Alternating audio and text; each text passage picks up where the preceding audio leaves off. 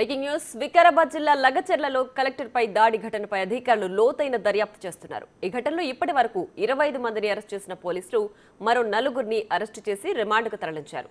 Raghavender, మదరయ్య, Basappa, గోపాల్ని arrest చేశారు. పరారీలో ఉన్న వారి కోసం గాలిస్తున్నారు.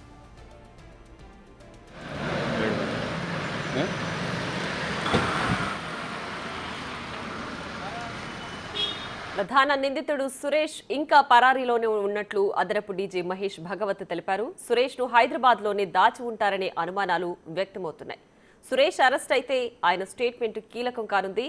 మరోవైపు లగచెర్ల దాడితో కలెక్టర్ ప్రతీక్ జైన్ కు పోలీస్ శాఖ భద్రత పెంచింది. 2+2 గన్మెన్లను కేటాయించారు.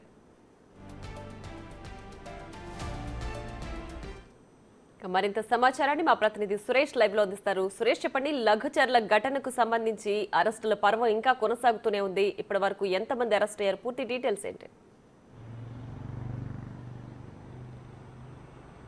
లగచెర్ల దాడి ఘటనపై పోలీసులు దర్యాప్తు ముమ్మరం చేశారు. మొత్తం ఇప్పటి వరకు 25 మందిని అరెస్ట్ చేశారు. దాడి జరిగిన రోజు 16 మందిని, పట్నం నరేందర్ రెడ్డిని అరెస్ట్ చేసిన రోజు 5 మందిని, మరి నిన్న మరో 4గురిని కూడా అరెస్ట్ చేసి రిమాండ్కి తరలించారు. ఈ దాడిలో పాల్గొంది మొత్తం 43 మందిని గుర్తించామని చెప్పేసి కూడా పోలీసులు గుర్తించారు. ఇప్పటివరకు 25 మందిని అరెస్ట్ చేశారు. మిగతా వారి కోసం గాలింపు చర్యలు చేపడుతున్నారు. ఈ దాడిలో ప్రధానంగా సూత్రధారిగా ఉన్నటువంటి సురేష్ ఇంకా పరారీలో ఉన్నాడు. అతను ఎక్కడున్నాడు అనే దానిపై పోలీసులు 4 బృందాలను ఏర్పాటు చేసి అతని కోసం గాలిస్తున్నారు. ఇంకా మిగతా వారి కోసం కూడా గాలిస్తున్నారు. అయితే హైదరాబాద్లోనే సురేష్ని దాచిపెట్టి ఉంటారు. అతని ఫోను ఎలాంటి యాక్సెస్ లేకుండా ఖచ్చితంగా అతన్ని రహస్య ప్లేస్లో దాచిపెట్టి ఉంటారని చెప్పేసి కూడా పోలీసులు అనుమానిస్తున్నారు. అతనికి సంబంధించిన పూర్తి గాలింపు చర్యలు అయితే చేపట్టడం జరిగింది. సురేష్ అరెస్ట్ అయితే చాలా కీలక విషయాలు బయటికి వచ్చే అవకాశం కనబడుతుంది. ఆయన స్టేట్మెంట్ కూడా కీలకంగా ఉండబోతుంది. ఎందుకంటే పట్నం నరేందర్ రెడ్డి